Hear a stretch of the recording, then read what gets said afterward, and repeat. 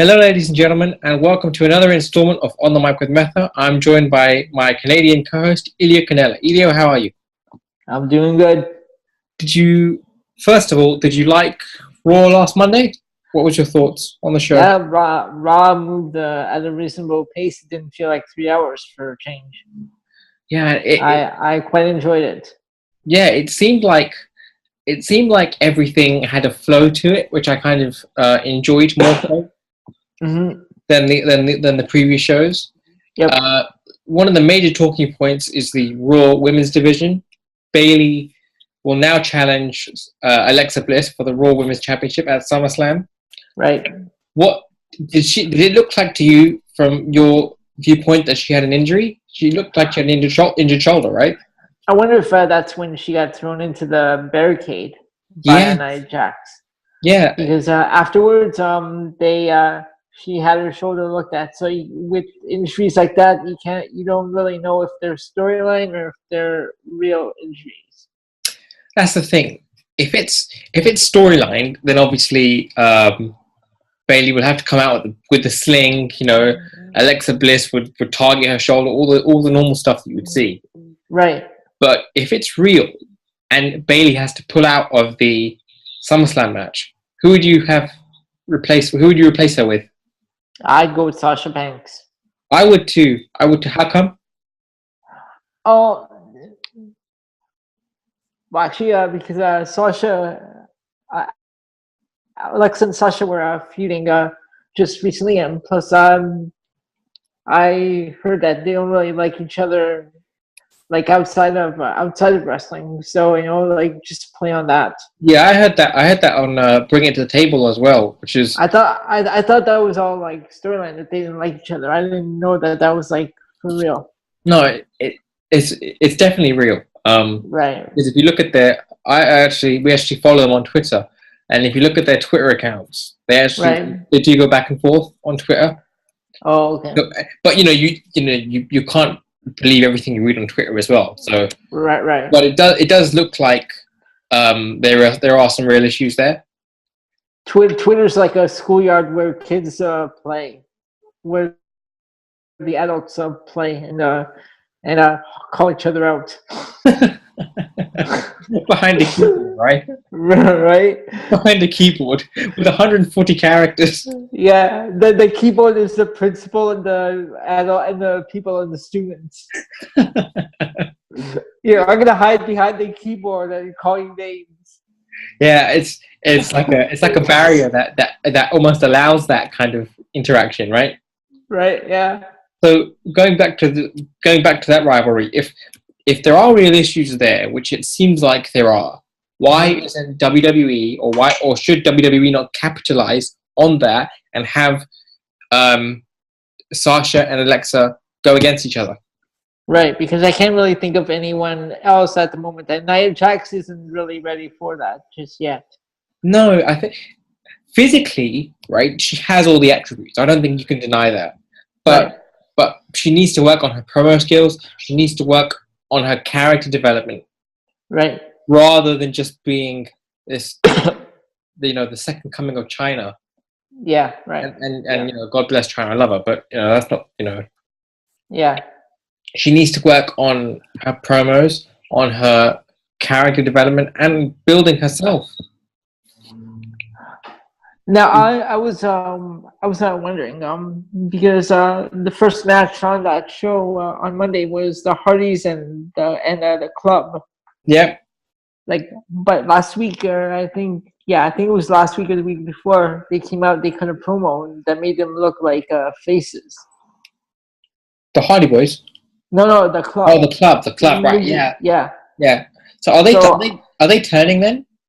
That's what I was wondering. I was gonna ask you, are they turning the Club because they cut that promo where they were saying how no one wants to hear, I forget who they were cutting a promo on.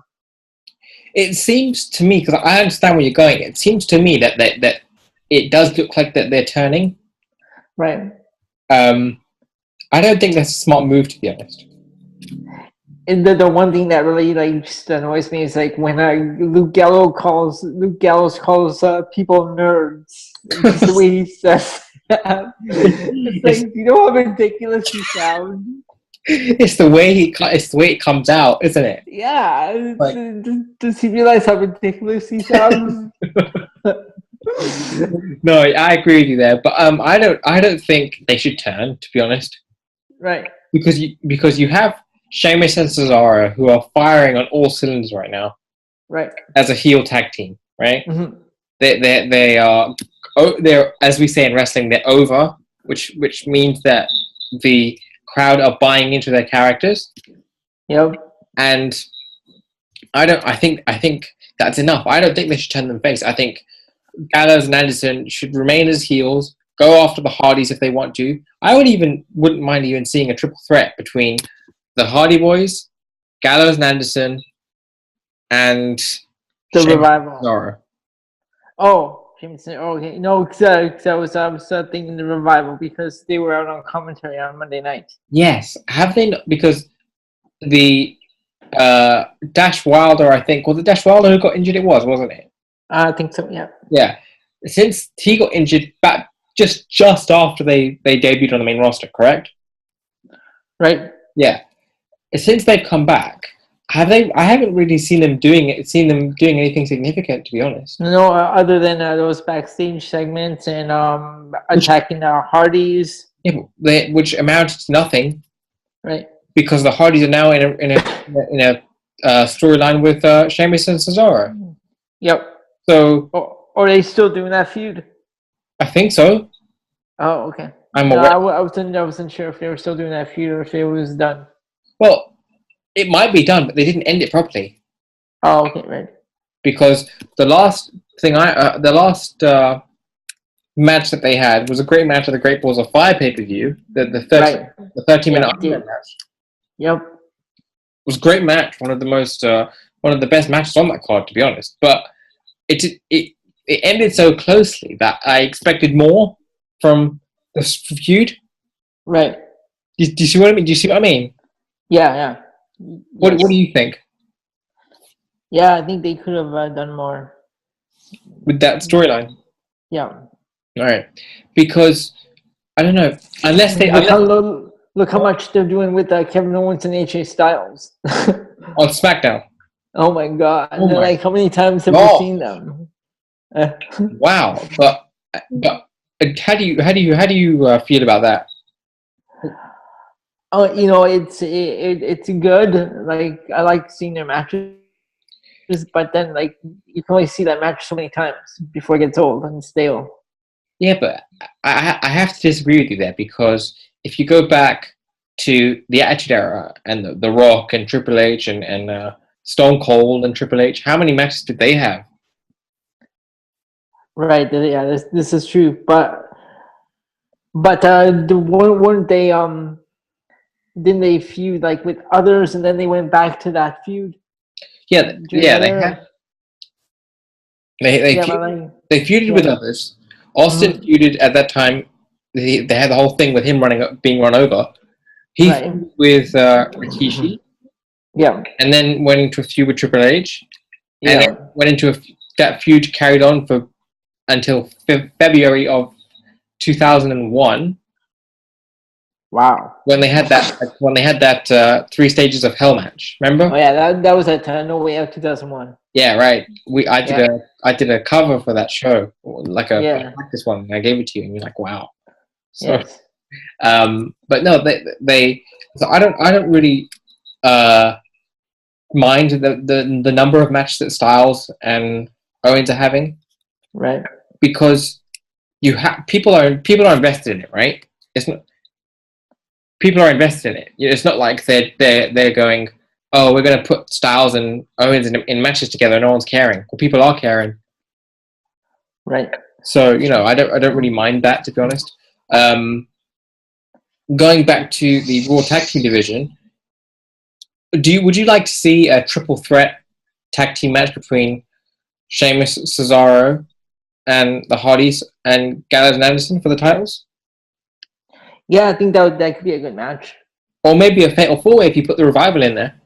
Oh, yeah, sure. Make more work for me, right? I'm the one that has to cover it. Depending on which pay-per-view it's on. If it's on one of the big four, then yeah, I'm going to have to cover that. SummerSlam is, yeah. It's on SummerSlam. Make It would be on more work SummerSlam, for yeah. me. Yeah, go ahead, make more work for me. It's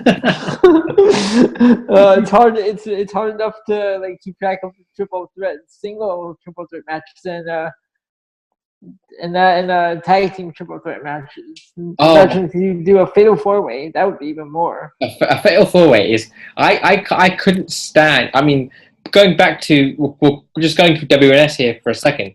Just back to NXT Orlando when they had the triple threat elimination match for the tag team titles. I was covering that show, and I had the WNS director Ben. You know, he was checking on me.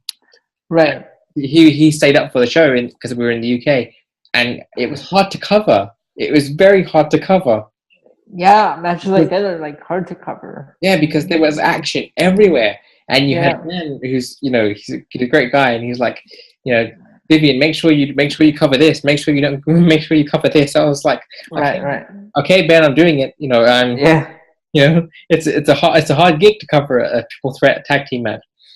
I have to say, for me, like for us here, and the pay-per-view starts at 8 o'clock. I can't imagine like how it must be where you are, because for you it starts at I believe 1 or something, because you're 5 hours ahead. Yeah. So and it goes till 4 a.m. Yeah, you're in you live in Canada, right? Yes. So it's 5 hours ahead for me. Yeah, I can imagine from 1 a.m. till 4 a.m. So it starts at 1. Yeah. It starts at 1 and it finishes at 4, and man, it's hard to stay awake. I can imagine. Especially at like 1 o'clock, I'm fine, but especially at like when it gets to 3:30, I'm like, oh yeah. It's pure adrenaline. I have to go on adrenaline, and I have a bottle of water next to me, just in case I fall asleep. I put it on myself. Right. Just in case I start to fall asleep. Because can you imagine if I covered a show and I'm face down asleep on my laptop? Oh no, that wouldn't be good. Can you imagine? I've almost done that a few times. I bet you have. But actually, go on. Go ahead. I was gonna say, so what about this Aiden English push that they seem to be giving him?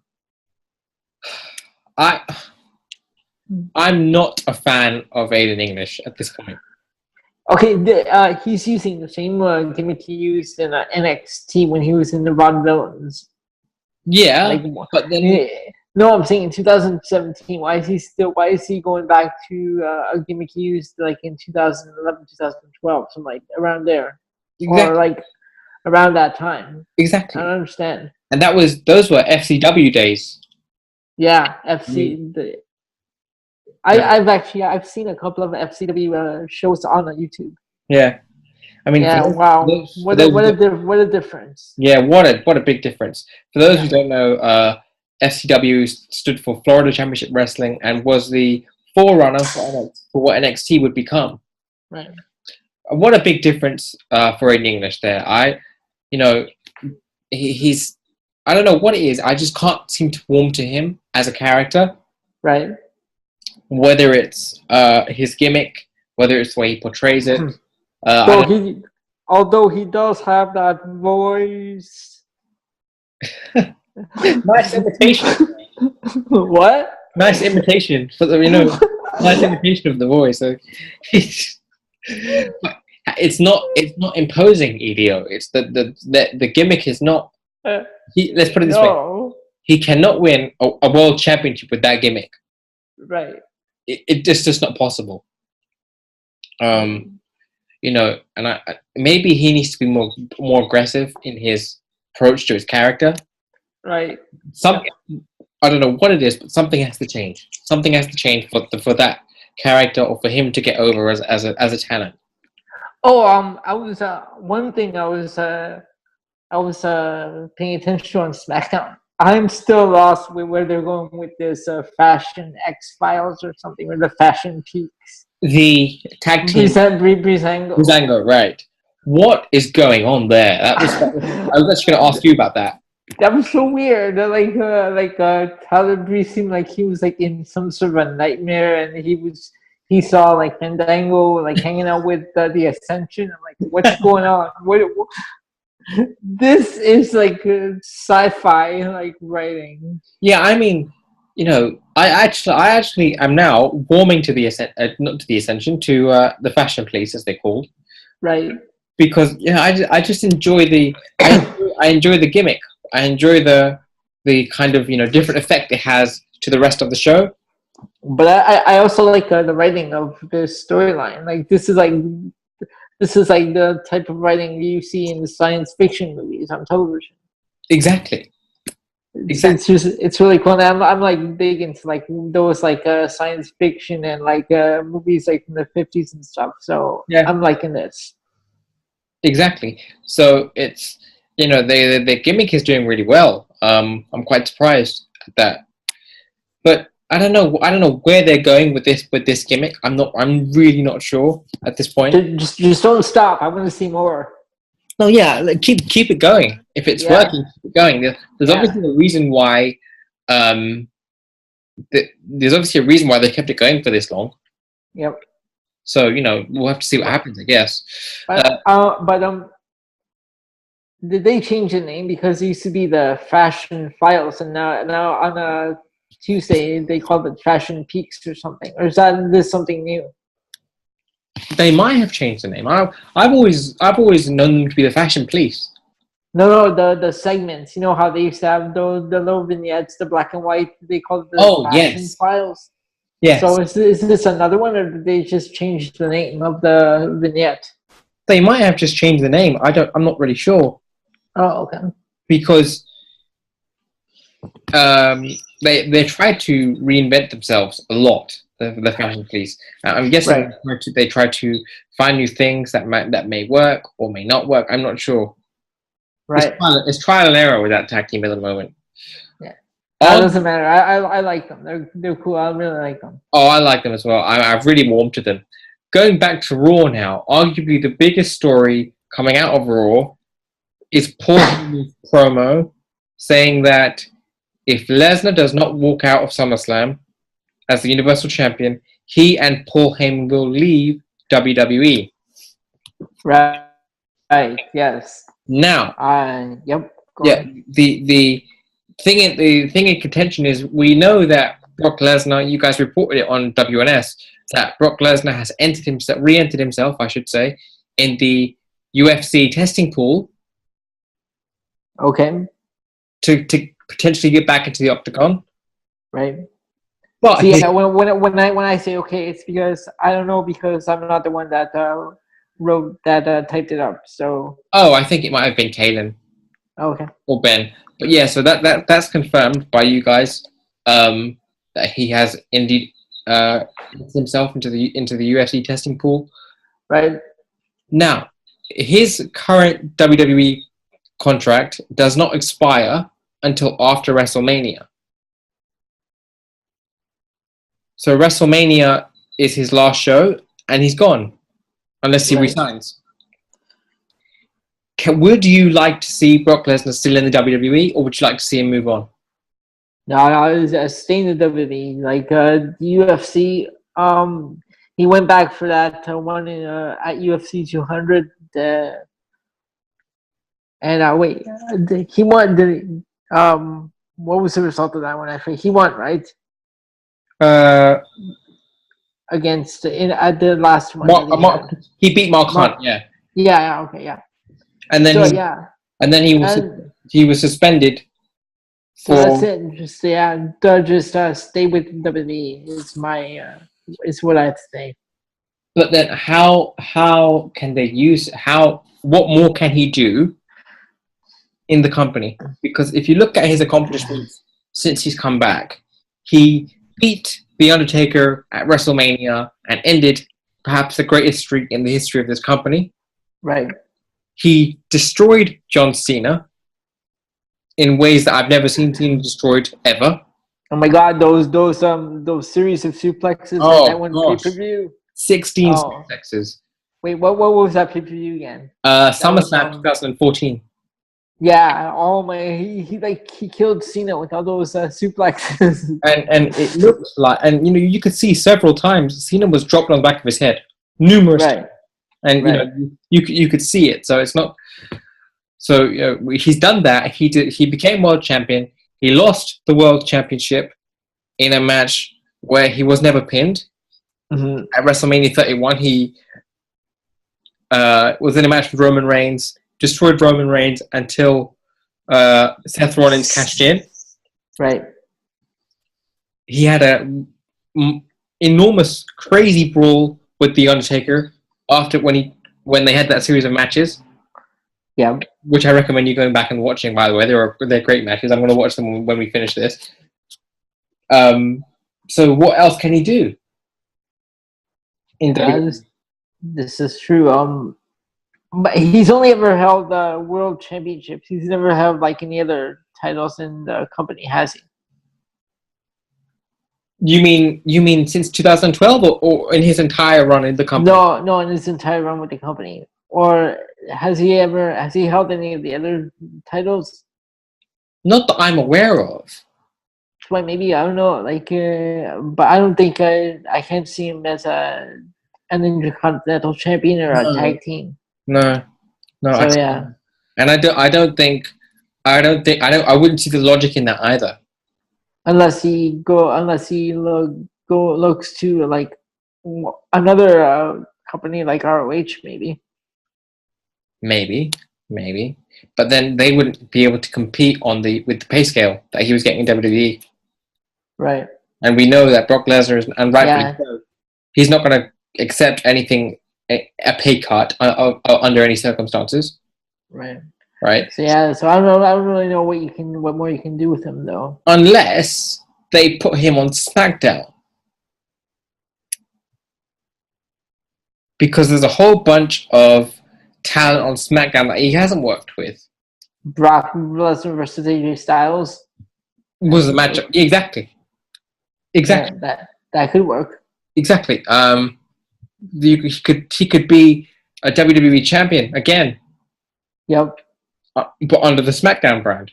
Right. Yeah. He hasn't been on SmackDown since the last time he was in. Not on the roster. No. He's made sporadic SmackDown appearances, but not on the roster. Right. He's not been like an actual member of the SmackDown brand since his last run. 4. Yeah. Yeah. So it's just I don't really, aside from moving him to SmackDown, I don't see the logic of keeping him in the company. Right. Yeah, I'm not sure what you can do with him. Like if he leaves after SummerSlam. Yeah, I don't see the point of that either. He's very. It depends on what they do with him, right? And what they, the role that he plays. Finally, unless he leaves after SummerSlam, but he leaves as a member of the Raw roster, but then Daniel Bryan and Shane McMahon could always reach out to him and bring him back as a SmackDown roster. That's clever. I didn't think of that. That's clever. Yeah, that could work. But then again, he's only going to have limited appearances. Right. And his contract expires soon. So he's always negotiating. Yeah, that's true. But he's always loved WWE now since he come back. Right. So there's potential for him to resign with the company or not. It doesn't matter. I think he's having more fun this time around than he did in his first run. Yes, because he's actually taking this company and enjoying it for what it is. Right. Rather than, just going to hotel and flights and things like that. Because from what I've read in his books, that's what he disagreed with, the travel. Right, yeah. Okay. So would you like how would you book that SummerSlam main event? Ooh. Okay, so it's Brock Braun Strowman, Roman Reigns, and Samoa Joe, right? Yep, the four-way. Yep. So I would have either Strowman or Joe going over, and they walk out as the new champion. Then Brock and Paul Heyman cut a promo after the match saying that, like, making good on like their promise to leave the company if they didn't walk out as champion. Then So we don't see them for a few weeks. a few weeks until they come back, right? Right, and then a few weeks after that, like there's like talk on SmackDown between Daniel Bryan and Shane McMahon discussing like who they can bring in, because I think they said there was going to be a shakeup after SummerSlam. After they changed the rosters around again, right? Right. So if they're gonna have that shakeup, then a few weeks after the SummerSlam, you have Daniel Bryan and Shane McMahon discussing backstage like possible things they could bring back, and then at the shakeup, you get that surprise appearance by Brock and Paul Heyman. So you mean not advertising them being on the show, just them showing up? Yeah. Right. Yeah. That could work. Like the way Khali did, like the way Khali did at Battleground. Well, actually, like he just showed up. No one. Was no advertisement, nothing. That's actually what I wanted to end on in this podcast. And finally, the Great Khali appeared at Battleground, ended. He helped Jinder Mahal retain the championship, but now it seems like that was a one-time deal. He's not coming back. Yeah, that's what I was reading. That apparently he's done already. Does that make any sense to you? Not really. Like, I don't know why they would just bring him in for that one appearance and not use him after that. Exactly. I mean, you formed like a stable with him, the Singh brothers, and Jinder Mahal. Exactly. I don't understand. That could be what Jinder Mahal needed, and I remember we spoke about this before. You know, when we analyzed Battleground, that what potential role the Great Khali could play. Right. And now I read that he's gone. Yeah, I don't understand that because they could have done so much with him. Exactly. He could have been the missing ingredient, if there was one, that the Singh brothers and Jinder Mahal needed. Right. Because we talked about this before. The Singh brothers themselves they're good for what they're used for. You know, they helped Jinder Mahal. I'm a fan of the Singh brothers. I like them. They're cool. I like them. They have a good look. But the thing is, Elio, they fit their role perfectly. Yeah. It's like a glove. They fit their role like a glove. It's you know, they help Jinder Mahal out. They give him a reason to be hated. Yep. Right. Why not add the Great Khali in there as the enforcer, like the security force, if you will. Right. Because the Singh brothers are not imposing. They try to be, but they're just not. No, they're just there as a foil, like for Jinder Mahal's opponents. Exactly. So, you know, it's not. I just don't understand it. I don't understand why they wouldn't have him continue with the company. I don't get it. Yeah, makes no sense. Okay, going to finally to NXT. Before we finish, what do you think of the card so far for Brooklyn? Have they updated the card? Because I know there were two that were confirmed. Well, there's the two that are confirmed thus far. It's Asuka, Ember Moon, and Bobby Roode and Drew McIntyre, right? Right. So let's until they update their card. Let's just analyze those two matches for now. What do you think of Bobby Roode and Drew McIntyre? I like that match. I like the prospect of that match. Yeah, I like that match. I want to see that one. But I'm gonna take Bobby Roode to keep the championship. So you wouldn't have. That's interesting. You wouldn't have McIntyre go over. No, keep the belt in Canada. Now take your take your Canadian bias out of the situation for a second. Oh man. You'd still okay. You'd still keep the No, title. yeah, I don't because as you know, I don't really get to watch NXT because I think we already talked about this. It's like on a day that you don't normally. It's a Wednesday. Yeah, it's a Wednesday. It's a Wednesday. A day that no one really would pick to watch wrestling, right? Well, to be honest, that's what the network is for. Right. Watch it when you want. Yeah, that's true. Actually, I might go back and watch some. Yeah, I don't watch NXT on the day it comes out. I don't watch NXT on the Wednesday night for me, or even on the Thursday. I haven't watched it yet. I'll probably watch it before Raw. Right. So, but my question is, so why would you not have McIntyre win the championship?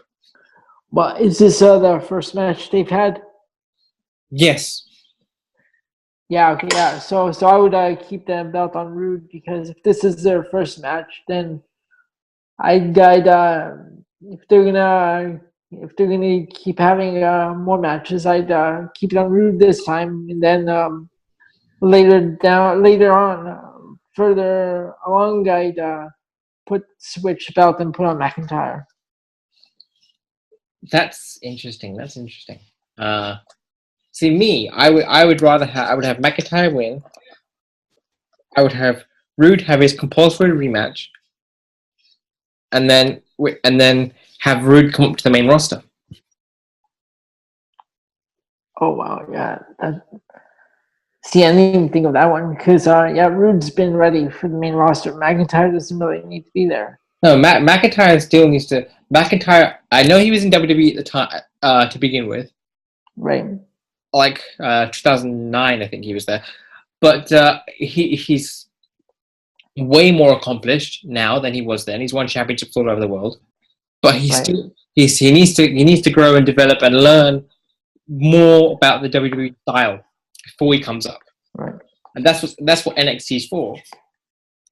So, but Rude is there. Rude is already there. Yeah, Rude's ready. I think it was great for NXT to have him, but I think he's ready to come up to the main roster. I would love to see him in a match with John Cena, or even. I wish James Storm would have stayed in NXT. In NXT WWE altogether. I just wish he would have stayed because it would have been cool to have seen Beer Money on Raw. It would, because he had a great gimmick. Problem is a lot of times is WWE doesn't, apart from a few, WWE doesn't watch these other promotions. Right. Or if they do, they don't pay enough attention. So they don't use some of these talent, like James Storm, for example, to their fullest extent. They don't use them they don't take the goodness out of them and use them for what they can.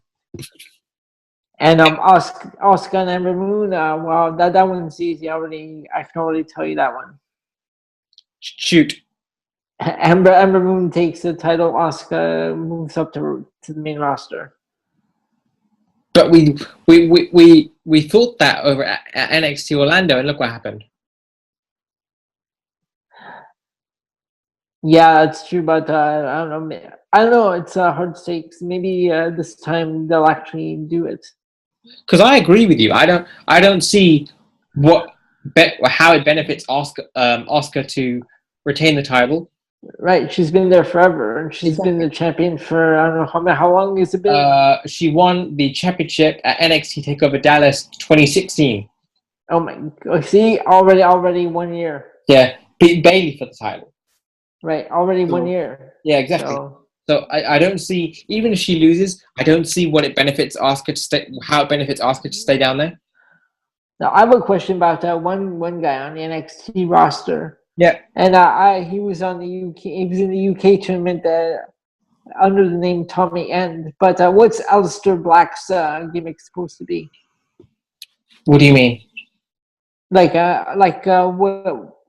What's his gimmick supposed to be, Aleister Black? Or is he just, or is it just his? I'm not sure. I'm not sure, to be honest. Because they when he arrived, they were doing all those vignettes about the fade to black and stuff. Yeah. So that's why I was asking, what his gimmick was. I think he's trying to still find his gimmick. Oh, okay. And trying to develop it a bit more. I think he's trying to go for a spiritual tone. If I'm completely taking a guess, my guess. I'm sorry, for what? For a spiritual tone. Oh, okay. He's trying to get some kind of faith in his character, which I'm not sure works. Remember that ridiculous character they had back in 2006, 2007, Mordecai? That was further than that. That was 2004. Oh yeah, okay, yeah. But yeah, actually, that's how memorable that gimmick was. I liked him better I liked Kevin Thorne better as the vampire gimmick. Yeah, that gimmick, that Mordecai gimmick, could not get over at all. No, and they stopped it within a couple of months. And that's why I was saying about what Aleister Black's gimmick is, because I didn't understand what that gimmick was either when they were showing those vignettes. Yeah, I didn't understand that either. It's I guess he's still trying to find it. I guess he's trying to find it. Just to finish, Elio, because we're running out of time. The Shinsuke Nakamura John Cena match. What did you think of that? That was a pretty good match. I also that one spot where Cena fell on his neck. Yeah, that was dangerous. That was scary. Yeah. But I liked what Cena did at the end. Him and Nakamura shaking hands. That was a class act. That was a class act. And then Corbin came out though, and Cena put him through a table. Because I didn't get to see the ending. Was that off the air? They didn't air that. Oh, they didn't air that because that's what I was reading. Really? I didn't see that. I don't know, because I missed where Corbin came out, he attacked Nakamura, he attacked Cena, then Cena put him to the table. But then you don't know with these websites, when they write stuff or post stuff. You don't know if it's legitimate or not. Yeah. I can imagine that happening, but they just didn't air it. Okay, so I don't know if it's probably off. It was probably off air then. Maybe. I want to thank you, Elio, for joining me on the show today, because we've got about 30 seconds left. And thanks for doing this with me. I really enjoy these shows. I enjoy breaking down the shows with you and it's just cool. I like it. It's fun. And this is your first podcast co-host that you're doing. Yep. Yeah. So what we'll do is next week, the same time, this will drop on a Friday. This will drop tomorrow. Mm-hmm. And we'll break down Raw and SmackDown in the weeks ahead. Thanks for being with me, Elio. All right, cool. Have a good night, my friend. All right, you too. Bye. Bye.